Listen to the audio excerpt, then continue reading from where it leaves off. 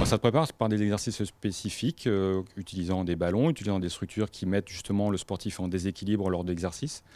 Et l'organisme va un peu mémoriser des bons réflexes qu'il va pouvoir ensuite reproduire le jour où il sera sur une piste et qu'il va glisser malencontreusement, et le sportif va savoir avoir les bons réflexes pour se rattraper. C'est toujours difficile à cibler. Il n'est jamais trop tard pour commencer déjà. Même si on a une semaine du départ, il vaut mieux faire quelques séances de préparation physique, même si le mieux c'est de s'y prendre 2 à 3 semaines avant.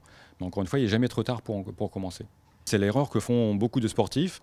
Parce qu'on fait du sport régulièrement, on croit qu'on est déjà suffisamment costaud, suffisamment préparé pour faire une semaine de ski. Mais en fait, c'est une erreur parce que le geste sportif est différent et ça nécessite une préparation qui est plus orientée sur le geste spécifique du skieur, et sans oublier, encore une fois, le risque de déséquilibre, cette proprioception qui a travaillé, qu'on ne prépare pas forcément, par exemple, quand on fait du vélo. C'est souvent oublié des skieurs.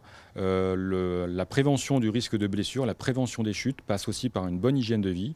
Alors le sommeil, on le signale également, mais aussi également surtout une bonne hydratation. Donc il faut bien boire de l'eau toute la journée pour bien hydrater ses muscles.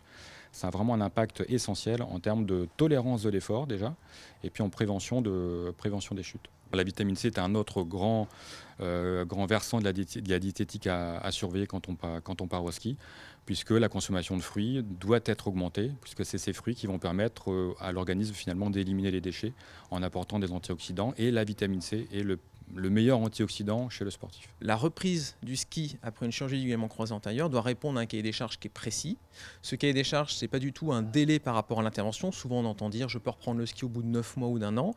Ce qu'il faut, c'est répondre à des questions précises et donc des critères objectifs pour minimiser le risque de rupture. Ces critères, il faut que le genou soit redevenu indolore. Il faut qu'il ait récupéré l'ensemble de ses mobilités en extension, en flexion. Il faut que le déficit musculaire après l'intervention est complètement récupéré. Il faut que le genou ait récupéré une stabilité normale. Donc, ce qui veut dire qu'avant de reprendre le ski, il faut absolument que vous demandiez l'avis à votre chirurgien, à votre kinésithérapeute, à votre médecin du sport. Et eux seuls peuvent vous donner l'accord. Donc, c'est-à-dire que oui, c'est possible, mais à certaines conditions, et ça nécessite, comme je le disais, d'avoir récupéré l'ensemble de ses fonctions musculaires. Et donc, comme l'a dit très bien le docteur Maton, de réaliser une préparation sportive spécifique et axée là-dessus.